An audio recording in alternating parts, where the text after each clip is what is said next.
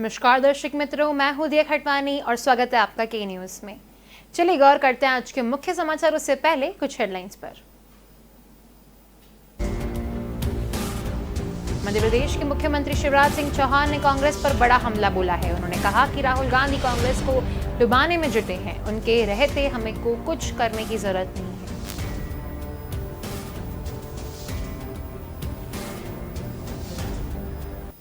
भारतीय मौसम विज्ञान विभाग गुजरात, उत्तरी कोंकण, उत्तर मध्य महाराष्ट्र और मारवाड़ में तेज बारिश की संभावना जताई जा रही है। महाराष्ट्र के कई इलाकों के लिए मौसम विभाग ने येलो अलर्ट जारी किया है।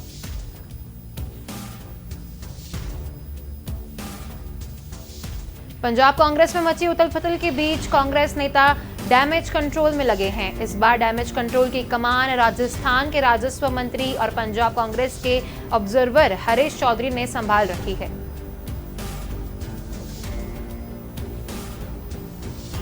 पश्चिम बंगाल की भवानीपुर सीट पर मतदान शुरू हो गया है। इस हाई प्रोफाइल सीट पर मुख्यमंत्री ममता बनर्जी और भाजपा की प्रियंका टिबरेवाल के बीच कड़ी टक्कर है।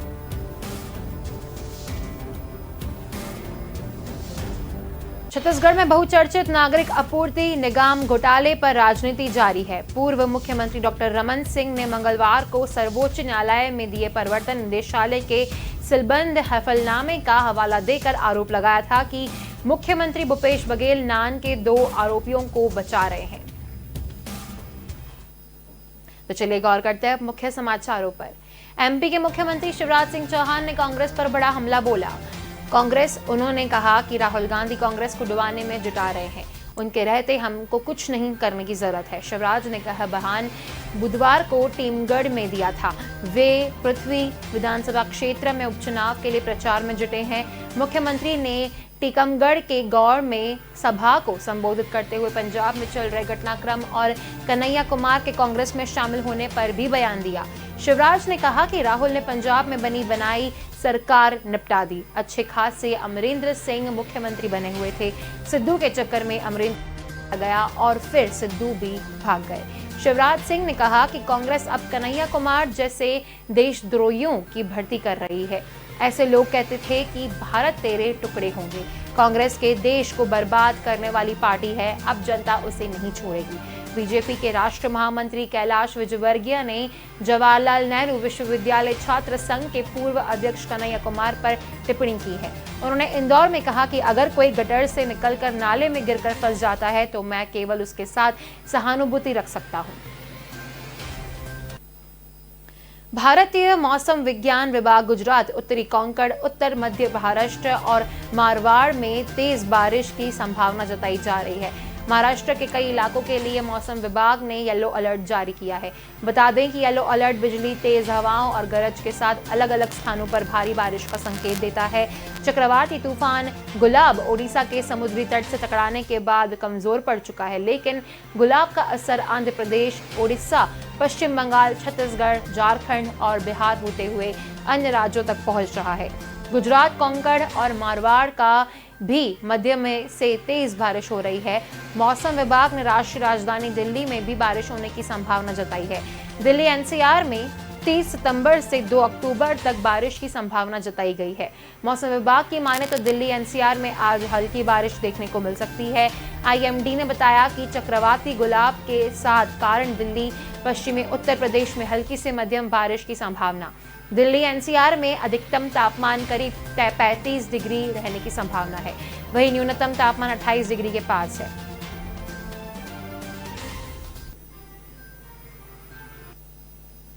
पंजाब कांग्रेस में मची उथल-पुथल के बीच कांग्रेस नेता डैमेज कंट्रोल में लगे हुए हैं। इस बीच डैमेज कंट्रोल की कमान राजस्थान के राजस्व मंत्री और पंजाब कांग्रेस के ऑब्जर्वर हरीश चौधरी ने संभाल रखी है। नवजोत सिंह सिद्धू के इस्तीफा देते ही हरीश चौधरी जयपुर से चंडीगढ़ पहुंच गए। हरीश चौधरी चंडीगढ़ में पार्टी नेताओं से मिलकर डैमेज कंट्रोल में लगे हैं। नवजोत सिंह सिद्धू को मनाने के साथ दूसरे विकल्पों पर भी विचार किया जा रहा है। पंजाब में मुख्यमंत्री बदलने के लिए हरीश चौधरी और अजय माकन को हाईकमान ने ऑब्जर्वर बनाकर भेजा था। अजय माकन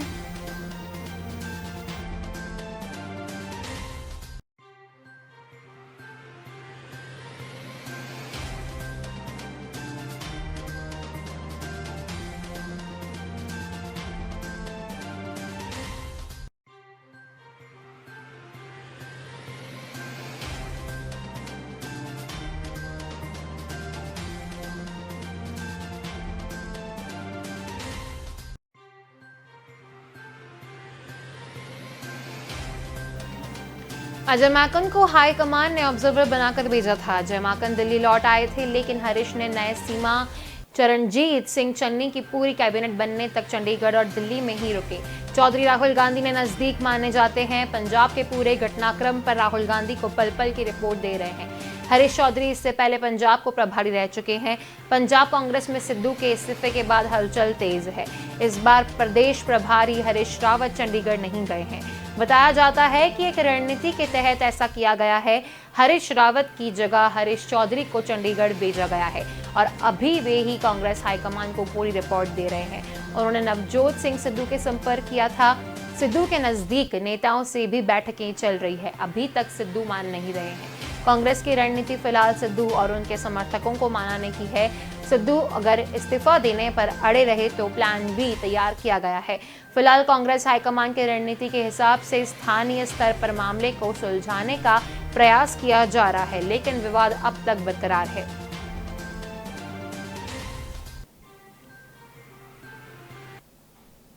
पश्चिम बंगाल की भवानीपुर सीट पर मतदान शुरू हो गया है।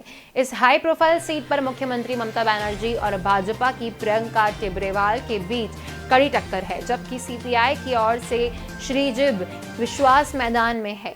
मतदान वाले क्षेत्र में धारा 144 लागू की गई है। 3 अक्टूबर तक परिणाम घोषित किए जाएंगे। बता दें कि भवानीपुर के अकेले जंगीपुर समेसगढ़ विधानसभा सीट पर भी मतदान हो रहा है। छत्तीसगढ़ में बहुचर्चित नागरिक आपूर्ति निगम घोटाले पर रणनीति जारी है। पूर्व मुख्यमंत्री डॉक्टर रमन सिंह ने मंगलवार को सर्वोच्च न्यायालय में दिए प्रवर्तन निदेशालय के सीलबंद हवालनामे का हवाला देकर आरोप लगाया था कि मुख्यमंत्री भूपेश बघेल नान के 2 आरोपियों को बचा रहे हैं। अब बुधवार को कांग्रेस ने बीजेपी पर केंद्रीय जांच एजेंसियों के दुरुपयोग का आरोप लगाया है। कांग्रेस के प्रदेश मुख्यालय राजीव भवन में पत्रकारों से चर्चा में कांग्रेस के महामंत्री रवि घोष, संगठन महामंत्री चंद्रशेखर शुक्ला और संचार विभाग के अध्यक्ष शैलेश नितिन त्रिवेदी ने कहा, उन्हें अभी तक ईडी के ऐसे किसी शपथ पत्र की जानकारी नहीं है। अगर ऐसे किसी शपथ पत्र का अस्तित्व है जिसका दावा रमन सिंह ने किया है, तो स्पष्ट है कि वह एजेंसी भाजपा के इशारे पर काम कर रही है। यह इसी बात से स्पष्ट है कि रमन सिंह सर्वोच्च न्यायालय में सील्ड कवर में दी गई जानकारी का न केवल उल्लेख कर रहे हैं, बल्कि सील्ड कवर में क्या है और ईडी के उस हलफनामे में क्या लिखा है उसे उजागर भी कर रहे हैं। कांग्रेस नेताओं ने पूछा कि रमन सिंह को जब सील्ड कवर में क्या है इसकी भी जानकारी है, तो अब यह भी बताना है कि क्या यह हलफनामा भी उनके और भाजपा नेताओं के इशारों पर ही तो नहीं बनाया गया है। कांग्रेस संचार विभाग के अध्यक्ष शैलेश नितिन त्रिवेदी ने कहा, राजनीतिक विरोधियों के खिलाफ ईडी, आईटी सहित केंद्र सरकार की एजेंसियों का दुरुपयोग भाजपा की फितरत है। कर्नाटक, महाराष्ट्र, बंगाल, उत्तर प्रदेश में भाजपा ने यह चुनावों के पहले किया है। रमन सिंह और भाजपा की छत्तीसगढ़ में दम तोड़ती राजनीति और खत्म हो रहे जनादर को देखकर ईडी का दुरुपयोग अपने आप में स्पष्ट है। त्रिवेदी ने कहा, ईडी केंद्र सरकार की एजेंसी है। राज्य सरकार के अधिकारियों द्वारा ईडी के प्रकरण में अपने प्रभाव के दुरुपयोग की बात पूरी तरह से उत्साहित और निराधार है।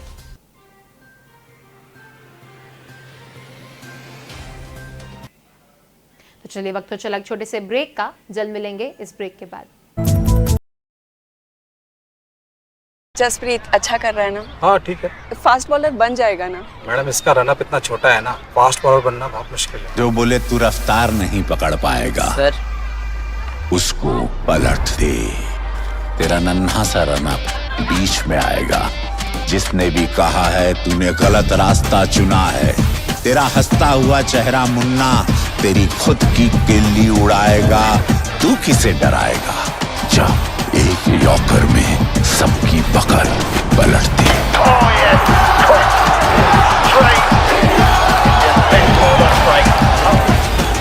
थम्स अप, तूफान वही जो सब पलट दे। Welcome back. चलिए गौर करते हैं आगे के समाचारों पर। रायपुर में आम आदमी पार्टी के प्रदेश सचिव उत्तम जायसवाल बुधवार को पूर्व कृषि मंत्री और विधायक ब्रजमोहन अग्रवाल के शंकर नगर स्थित बंगले के बाहर पहुंचे। उन्होंने अग्रवाल के बंगले पर लगी नेमप्लेट पर सहाय फेंककर नारेबाजी शुरू कर दी। जायसवाल से कुछ ही कदमों की दूरी पर खड़ी पुलिस की टीम ये देखती रह गई। हालांकि पुलिस ने उन्हें बंगले के बाहर रोक लिया था।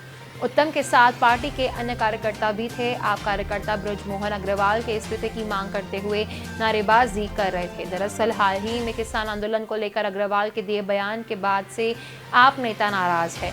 उत्तम जायसवाल ने कहा कि किसानों के आंदोलन को नक्सलियों का आंदोलन कहा जा रहा है, यह बेहद ही निंदनीय है। हम इसका कड़ा विरोध करते हैं। पूर्व कृषि मंत्री ने भातर बंद के बाद दिए अपने बयान में कहा था कि किसानों के आंदोलन को नक्सली समर्थन दे रहे हैं और कांग्रेस जिस आंदोलन को नक्सली समर्थन देते हैं तो उसमें क्या होता है समझा सकते हैं। ये आंदोलन सिर्फ कुछ लोगों की जिद का नतीजा है। पूरे देश में कहीं किसान आंदोलन का असर नहीं है। असर किसानों को इस आंदोलन से कोई लेना देना ही नहीं है। ये सिर्फ कुछ हिस्सों में ही हो रहा है।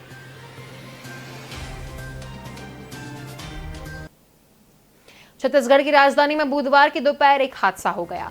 सड़क पर चल रही एक कार में आग लग गई। यह हादसा भगत सिंह चौक के पास से सीएम हाउस की तरफ जाने वाली सड़क पर हुआ। मुख्यमंत्री बगले के सिर्फ 100 मीटर की दूरी पर बीएमडब्ल्यू कार में आग लगी। अब तक सामने आई जानकारी के मुताबिक गाड़ी सिग्नल पर रुकी थी, तभी इसके बोनट से धुआं निकलता दिखा। ड्राइवर ने गाड़ी को साइड लगाने का प्रयास किया। चंद सेकंड में ही बोनट से लपटे धड़क उठी। ड्राइवर ने भागकर खुद को बचाया। चौराहे पर मौजूद ट्रैफिक पुलिसकर्मी और सीएम आवास पर आसपास निगरानी कर रहे हथियारबंद सुरक्षाकर्मी भागकर गाड़ी की तरफ आए, ट्रैफिक को डाइवर्ट किया। तब तक बोनट से शुरू हुई आग कार के अंदर पहुंच चुकी थी। गाड़ी की खिड़कियों से बड़ी बड़ी लपटें बाहर निकल रही थी। पुलिस की टीम ने वॉकी टॉकी से मदद मांगी। संदेश फायर स्टेशन की टीम के पास पहुंचा। इसके बाद टीकारपारा से फौरन एक रेस्क्यू टीम मौके पर पहुंची और कार की आग पर पानी की तेज बौछार मारी गई। करीब 30 मिनट बाद आग पर काबू पा लिया गया। सिविल लाइंस थाने से पेट्रोलिंग टीम भी मौके पर पहुंची। घटना कैसे हुई इसकी जांच की जा रही है।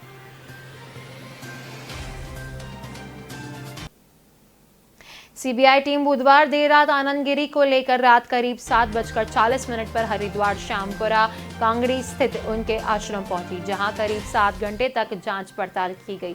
साथ ही वहां के कर्मचारियों से अलग अलग और फिर आनंद गिरी का आमना सामना कराकर पूछताछ की गई। इसके बाद सीबीआई टीम रात 2:50 पर आनंद गिरी के साथ आश्रम के लगे सीसीटीवी कैमरे का डीवीआर, लैपटॉप, आईफोन और वहां के कर्मचारियों के मोबाइल फोन साथ ले गई। अखाड़ा परिषद के अध्यक्ष महंत नरेंद्र गिरी की मौत के मामले की जांच कर रही सीबीआई बुधवार दोपहर प्रयागराज पुलिस लाइन से आनंद गिरी को लेकर हरिद्वार आई थी। बुधवार रात सीबीआई की टीम आनंद गिरी को फ्लाइट से लेकर देहरादून पहुंची, जहां से आनंद गिरी को लेकर 5 गाड़ियों से हरिद्वार स्थित आश्रम ले गई। वहां पर पहले से ही भारी संख्या में लोग मौजूद थे। जहां पहुंचते ही आनंद गिरी ने मीडिया को देखते ही कहा कि सीबीआई जांच में सच्चाई सामने आ जाएगी, आप लोग इन्हें अपना काम करने दीजिए। आश्रम में सील होने के चलते करीब 15 मिनट टीम को अंदर जाने के लिए इंतजार करना पड़ा। टीम ने आश्रम के अंदर जांच पड़ताल के दौरान आनंद गिरी के आईफोन व लैपटॉप कब्जे में लेने के साथ ही उनके 4 सेवादारों का मोबाइल भी जब्त कर लिया। जांच पड़ताल के सामने आया कि 4 दिन पहले आश्रम में एक युवक चोरी के इरादे से घुसा था, जिसके एक डीवीआर चुरा लिया था, जिसके पास लोगों ने चोरी करते हुए पकड़ा था। हालांकि उसके पास से डीवीआर बरामद नहीं हुआ। जानकारी के मुताबिक सीबीआई टीम के एक सदस्य ने पकड़े गए चोर से भी पूछताछ की।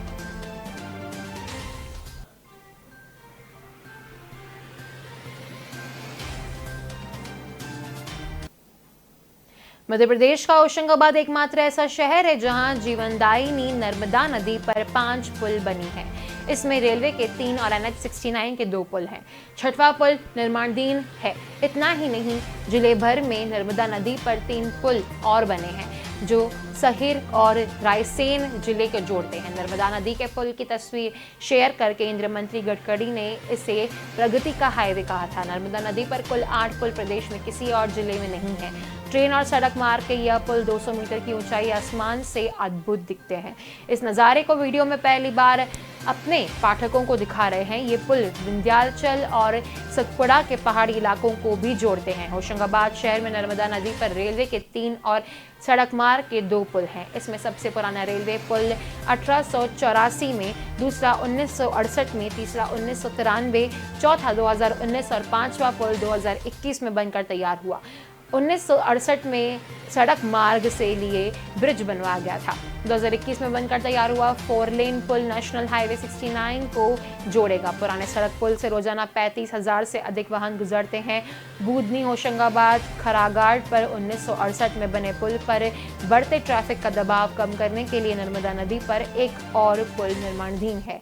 ब्रिज 800 मीटर लंबा और 12 मीटर चौड़ बन रहा है। 55 करोड़ रुपए से बनने वाला नया ब्रिज पुराने की अपेक्षा 3 से 5 फीट ऊंचा होगा। ब्रिज के दोनों और 10 फीट चौड़ा पाथे वे बनाया जाएगा। ब्रिज के दोनों और अप्रोच रोड बनेगी। करीब 1.5 से 2 साल में यह पुल बनने की उम्मीद है।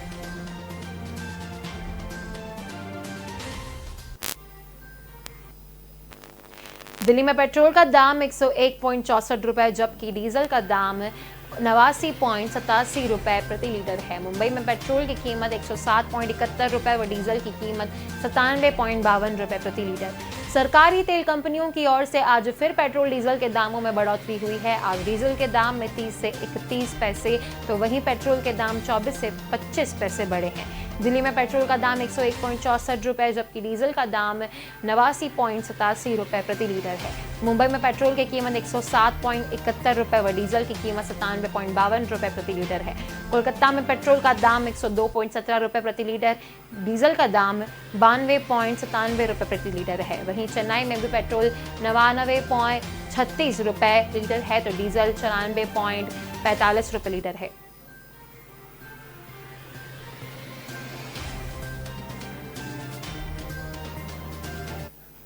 तो चलिए वक्त तो चला एक छोटे से ब्रेक का, जल्द मिलेंगे इस ब्रेक के बाद।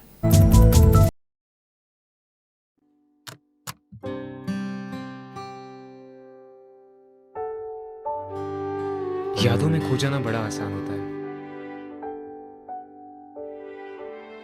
और कुछ चीजें इन यादों के बहुत करीब ले जाती है। हर लम्हा नजर के सामने आ जाता है। उस पल की खुशी महसूस होने लगती है मानो कल की ही बात हो। वक्त बीत जाता है मगर दिल के रिश्ते कभी नहीं बदलते। ऐसे ही दिलों के रिश्ते सजाए अजय अरविंद भाई खत्री। माँ आज कुछ स्पेशल है क्या? ये तेरी ट्रॉफी है। ट्रॉफी किस लिए? क्योंकि तू दिन भर भागता रहता है। तू सुबह उठ के स्कूल के लिए भागता है, क्लासरूम में तेरा दिमाग भागता है, बाहर तू बॉल के पीछे भागता है, स्कूल से घर के लिए, फिर ट्यूशन के लिए, फिर खेलने के लिए। तू दिन भर बस भागता ही रहता है और सिर्फ एक चैंपियन ही इतना भाग सकता है। तो ये है मेरे चैंपियन की ट्रॉफी। नया yippee पावर अप आटा नूडल्स में है व्हीट की एनर्जी में लिपटी वेजिटेबल्स की गुडनेस, जो आपके चैंपियन बच्चे को करे पावर अप दिन भर भागने के लिए। It's better no. नया Sunfeast yippee power up from ITC। Welcome back. चलिए गौर करते हैं आगे के समाचारों पर। एमपी में होशंगाबाद के सिवनी मालवा के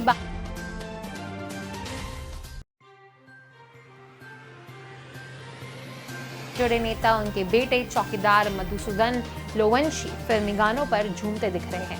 वीडियो में नागिन डांस, बचपन का प्यार मेरा भूल नहीं जाना रे सहित कई फिल्मी गाने बजाए गए। अब सिवनी मालवा जनपद पंचायत सीईओ दुर्गेश कुमार बुमरकर ने सचिव पंचायत समन्वयक, रोजगार सहायक और नोटिस जारी कर जवाब मांगा है। मामले में FIR की भी तैयारी है। जिला पंचायत सीईओ ने पंचायत सचिव भगवान सिंह राजपूत को निलंबित कर दिया है। वीडियो सोमवार का है। इस दिन पंच सत्यनारायण लोवंशी के बेटे का जन्मदिन था। बर्थडे पार्टी गांव के पंचायत भवन में रखी गई थी। इस दौरान डीजे की धुन पर डांस भी, नाच गाना भी किया जा रहा था। इसमें पंचायत चौकीदार मधुसूदन लोवंशी, गांव के कांग्रेस पार्टी कार्यकर्ता बसंत पटेल, अंकित रघुवंशी, कबीर लोवंशी समेत कई युवा ने नाबालिग फिल्मी गानों पर ठुमके लगाते नजर आए। 2 दिन बाद बुधवार को इसका वीडियो सामने आया। इसके बाद जनपद पंचायत सीईओ ने पंचायत समन्वयक अनूप सिंह माछिया, ग्राम सचिव भगवान सिंह राजपूत, रोजगार सहायक जितेंद्र रघुवंशी को नोटिस किया। पंचायत सचिव रोजगार सहायक वीडियो में डांस करने वाले का नाम बताने से बच रहे हैं। मामले में पंचायत सचिव भगवान सिंह राजपूत का कहना है कि चौकीदार के पास पंचायत भवन की चाबी रहती है, उसे नौकरी से निकाल दिया है।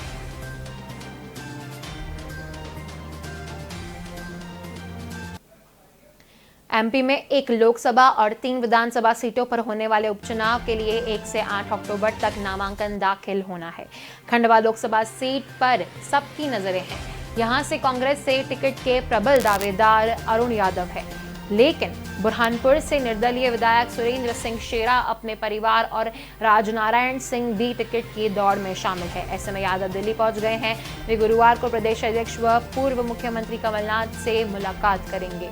पार्टी सूत्रों ने बताया कि अरुण देव यादव दिल्ली प्रवास के दौरान प्रदेश प्रभारी मुकुल वासनिक से भी मुलाकात कर सकते हैं। कमलनाथ ने मंगलवार को उपचुनाव के प्रभारियों से दूरभाष पर चर्चा की थी।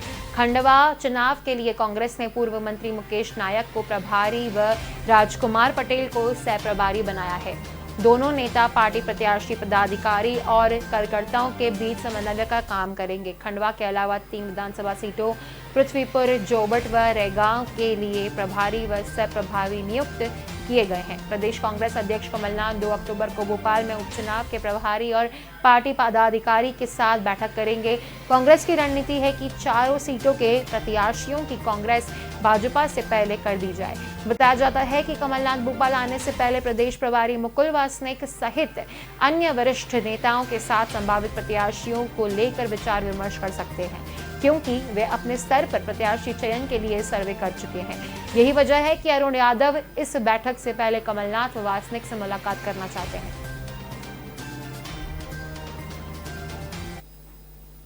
मनीष गुप्ता की मौत के मामले में गोरखपुर पुलिस का एक ऐसा वीडियो सामने आया है जिसने सिस्टम पर सवाल उठा दिए हैं।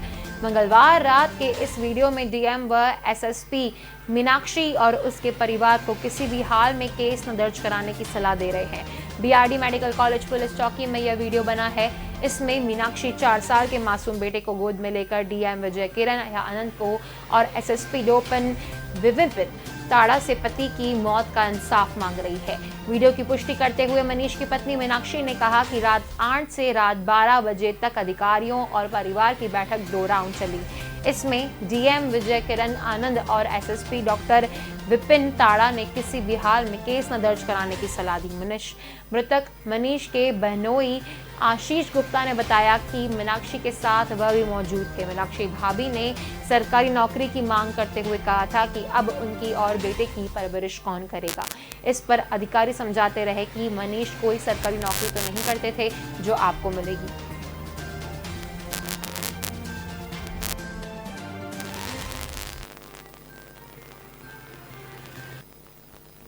अगस्त तक देश के कई राज्यों में सूखे के हालात दिख रहे थे, लेकिन सितंबर में हुई अच्छी बारिश ने तस्वीर बदल दी है। इसका सीधा असर तिलहन और मसालों की कीमतों पर हुआ है। बीते 1 महीने में इनके दाम 45% तक घटे हैं। अगस्त में सोयाबीन 10,680 रुपए प्रति क्विंटल में ऊंचे स्तर तक गया है। सितंबर में अब तक इसने 5,901 रुपए का निचला स्तर देखा है। इस हिसाब से इसमें अधिकतम 44.45 गिरावट देख चुका है। क्रूड पाम ऑयल 1 महीने में 9.76% सस्ता हो चुका है। इसी तरह हल्दी भी 18%, जीरा 12% और धनिया 13% से ज़्यादा सस्ती हो गई है। अगस्त तक आशंका जताई जा रही है कि राजस्थान, गुजरात और महाराष्ट्र में इस साल औसतन से कम बारिश होगी। इन राज्यों के कुछ इलाकों में सूखे जैसे हालात भी पैदा हो सकते हैं। ऐसे में कुछ खरीफ फसलों की बुआई पिछड़ने की आशंका जताई जा रही है, लेकिन ऐसा नहीं हुआ। अगस्त के आखिरी हफ्ते से सूखे की आशंका वाले इलाकों में अच्छी खासी बारिश हुई। मौसम विभाग के मुताबिक 28 सितंबर तक देश में लंबे समय के अगस्त में सिर्फ 2% कम बारिश हुई है।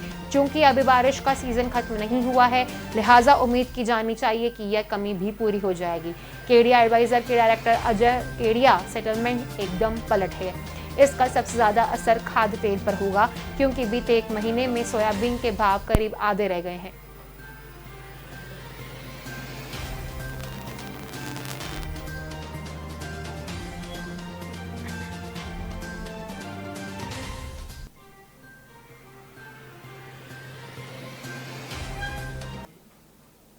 मंथली एक्सपायरी के दिन बाजार हरे निशाने में खुला है। सेंसेक्स 59,549 पर और निफ्टी 17,718 पर खुला है। फिलहाल सेंसेक्स 70 पॉइंट चढ़कर 59,480 पर और निफ्टी 20 पॉइंट चढ़कर 17,730 पर कारोबार कर रहा है। सेंसेक्स के 30 शेयर में से 16 शेयर्स बढ़त के साथ और 14 शेयर्स लाल निशान में कारोबार कर रहे हैं। जिसमें डॉक्टर रेड्डीज और टाटा स्टील के शेयर में करीब 1% की तेजी है। वहीं पावर गार्ड के शेयर में 1% से ज़्यादा की कमजोरी है। BSE पर 2545 शेयर्स में कारोबार हो रहा है, जिसमें 1750 शेयर्स बढ़त के साथ और 676 शेयर्स लाल निशान में कारोबार कर रहे हैं। इसी के साथ BSE पर लिस्टेड कंपनियों का कुल मार्केट कैप 260 लाख करोड़ रुपए की पार पहुंच गया है। इससे पहले बुधवार को सेंसेक्स 244 पॉइंट गिरकर 59,413 पर और निफ्टी 37 पॉइंट गिरकर 17,711 पर बंद हुआ था।